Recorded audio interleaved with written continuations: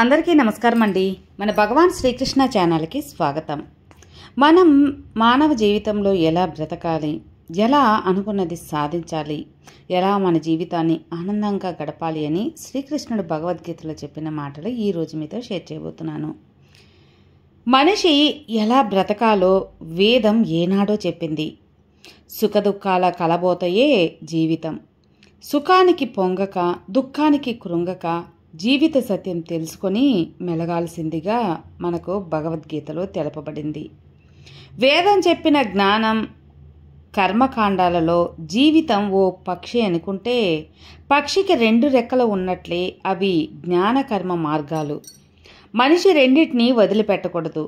ఎప్పటికప్పుడు కర్మ ద్వారా జ్ఞానం పొందుతున్నామా లేదా చూసుకోవాలి. లేదా కర్మకాండలో పూజలు, ఉత్తర క్రియలు కూరుకుపోతాయి. కర్మ చేయడం గొప్ప కాదు, దానిలో తత్వాన్ని గ్రహించడం గొప్ప. కర్మ చేయడం కానీ, జ్ఞానం పొందడం కానీ ధర్మ మార్గంలో సాగాలి. భౌతిక విద్యకు, జీవనానికి ఇస్తున్న ప్రాధాన్యత ఆధ్యాత్మిక విద్యకు ఇవ్వడం లేదు ఇప్పుడు. ఏది చేసినా జ్ఞానంతో చేయాలి, నలుగురికి ప్రయోజనకరంగా బ్రతకాలి అన్న భావన రానంతసేపు జీవిత పరమార్థం వైపు సాగనట్లే అని తెలుసుకో. ఉదయం పూట పొగమంచు సూర్యకాంతిని కప్పివేసి తగ్గించినట్లు కోపం వివేకం క్షీణింపచేస్తుంది. కోపంలో జనులు తప్పిదాలు చేస్తారు, వారు దానికి తర్వాత చింతిస్తారు. ఎందుకంటే కోపంలో ఉన్నప్పుడు బుద్ధి భావోద్వేగాలచే కప్పవేయబడి ఉంటుంది. జనులు అంటారు, అతను నాకంటే 20 ఏళ్ళు పెద్దవాడు, నేను ఎందుకు అతనితో ఇలా మాట్లాడాను, నాకు ఏమైంది? నిజానికి ఏమైందంటే క్రోధం వలన విచక్షణ జ్ఞానం లోపించి అందుకే పెద్దవారిని చూసి దూషించే తప్పిదం జరిగింది. బుద్ధి మబ్బు కమ్మినప్పుడు అది స్మృతి భంగిమను కలుగజేస్తుంది. ఆ వ్యక్తి ఏది మంచి ఏది చెడు అనే విచక్షణ కోల్పోయి భావోద్వేగాల ప్రవాహంలో కొట్టుకుపోతాడు. అక్కడి నుండి ఇక అధోపతనం సాగుతుంది. స్మృతి భ్రంగ బుద్ధి వినాశనాన్ని కలుగచేస్తుంది. బుద్ధి అనేది అంతర్గత మార్గదర్శకం ఇచ్చేది. అదే నశించినప్పుడు వ్యక్తి సర్వనాశనం అయిపోతాడు. ఈ విధంగా దైవత్వం నుండి ఆధార్మికతకు ఈ పతనం అయ్యే ప్రక్రియ జరుగుతుంది. ఇంద్రియ విషయముల చింత నుండి బుద్ధి విద్వాంస వరకు విశదీకరించబడుతుంది. గౌరవం, సంబంధం రెండూ ఒకదానితో ఒకటి ఎలా కలిసి ఉంటాయంటే దీపం ఇంకా ఒత్తిలాగా. ఏది తక్కువ కాదు, ఏది ఎక్కువ కాదు, రెండింటి అధికారం సమానంగా ఉండాలి. ఎలా అంటే భార్యాభర్తల సంబంధం లాగా. ఇప్పుడు ఇందులో భర్త అంటే అర్థం స్వామి అని కాదు, తోడు అని. తన కర్తవ్యం ఏమిటంటే తోడుగా ఉండటం, ఆదేశం ఇవ్వటం కాదు. ఇక ఈ సంబంధ సహకారంతో ఏర్పడుతుంది, అధికారంతో కాదు. చేతిని చాచటం వల్ల పెరుగుతుంది, వేలుని లేపటం వల్ల కాదు. ఒకవేళ సంబంధంలో ఒకరికొకరు గౌరవించుకోవడం వల్ల, ఒకరిపై ఒకరు మర్యాద చూపించుకోవటం వల్ల మా తరమే ఈ బంధం పెరుగుతుంది. అప్పుడే ఈ బంధం గౌరవప్రదనీయంగా మారుతుంది అని గుర్తుంచుకోవాలి. చాలామంది ఎంతోమంది వ్యక్తుల్ని చూసే ఉంటారు. వారు ప్రపంచాన్నే త్యాగం చేస్తూ ఉంటారు. వారి ఇల్లు, పిల్లలు, ప్రతి బంధాన్ని వదిలేసుకుంటారు. అది కూడా ఈశ్వరుని వెతకడం కోసం వెళ్తూ ఉంటారు.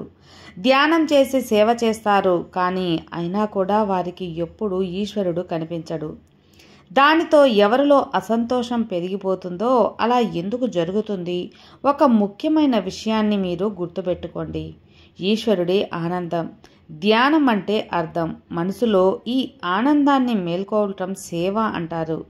ఈ ఆనందాన్ని అందరికీ పంచటం. ఒకవేళ మీ మనసులోని ఆనందాన్ని మేల్కొల్పి ఆ ఆనందాన్ని అందరికీ పంచితే కనుక అప్పుడు ఈశ్వరుడి రూపంలో ఆనందం మీకు తప్పకుండా దొరుకుతుంది.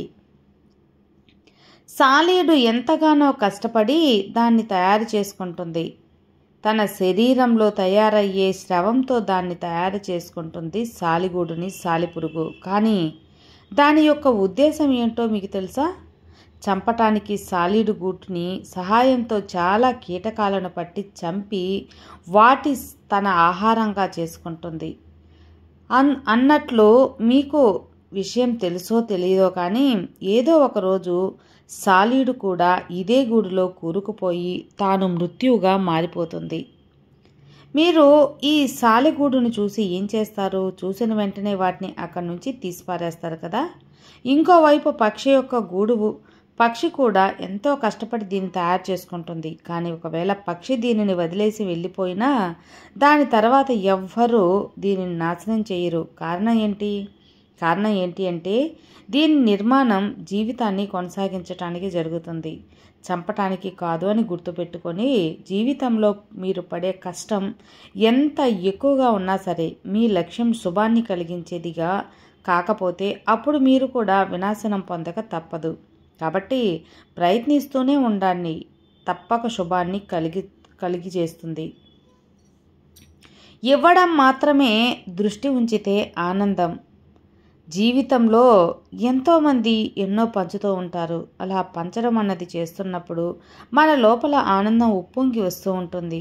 మన దగ్గర ఉన్నది ఏదైనా పంచడం ఉన్న ఆనందం ఇక దేనిలో కూడా ఉండదు. కానీ ఆ ఆనంద కలకాలం ఉండాలనుకుంటే మనం ఇవ్వడంపై మాత్రమే దృష్టి ఉంచాలి. అలా కాకుండా మనకు రావడంపై దృష్టి ఉంచితే మనం ఇచ్చినది అసలు ఇచ్చినట్లే కాదు.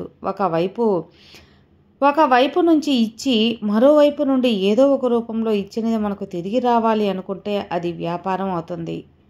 ఏదైనా దానికి అదే వస్తే తీసుకోవచ్చు, కానీ తీసుకోవడంపై ఎక్కువ దృష్టి పెట్టడం బాధకు కూడా దారితీస్తుంది. కాబట్టి ఆనందం పంచుకుంటూ కానీ ఎదురు మాత్రం చూడవద్దు. కర్మఫలం మీద ఆసక్తికి కానీ కోరిక కానీ లేకుండా నేను అనే ఒక కర్తవ్య భావన ఎంత మాత్రం లేకుండా కర్మలు చేస్తూ ఉంటే కర్మతో సంబంధం ఏర్పడదు. కర్మతో సంబంధం ఏర్పడకపోతే కర్మ ఫలితాలై పాపపుణ్యాలు ఏవి మనల్ని అంటుకోవు.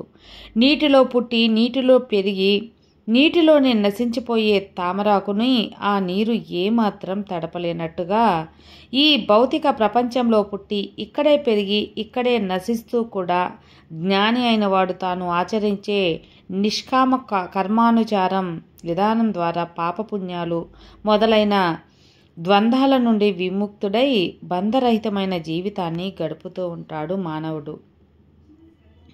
పుట్టినప్పుడు భార్య భర్త విడివిడిగా ఉంటారు. కాలం ప్రకారం కాలవశాత్తు వివాహం జరిగిన వారు కలుస్తారు. కొంతకాలం తర్వాత మరణం వారిని విడదీస్తుంది. ఎవరో ఒకరు ఒంటరిగా మిగిలిపోతారు. తర్వాత వారు కూడా వెళ్ళిపోవాల్సిందే. అలాగే సంతానం కూడా పుట్టిన తర్వాత కొంతకాలం తల్లిదండ్రులతో ఉంటారు. తర్వాత ఎవరికి వారే అయిపోతారు. రెక్కలొచ్చిన పక్షుల్లా ఎగిరిపోతారు. కాబట్టి వివాహం వలన కలిగే సుఖం, సంతానం వలన కలిగే సుఖం కూడా తాత్కాలికమే, శాశ్వతం కాదు. ఇక ధనమంటారా, ఆస్తులంటారా, పదవంటారా, హోదా అంటారా, వాటి గురించి అయితే చెప్పనవసరం లేదు. అవి మరీ తాత్కాలికం. కాబట్టి తాత్కాలికంగా ఉండే ఈ ధనం, పదవి వీటి మీద మనసు పెట్టకుండా బంధాల మీద, బాంధవ్యాల మీద, మంచి పనుల మీద దృష్టి పెడితే మీ జీవితం ఆనందకరంగా మారుతుంది. సర్వే జనా సుఖినో భవంతు. జై శ్రీకృష్ణ.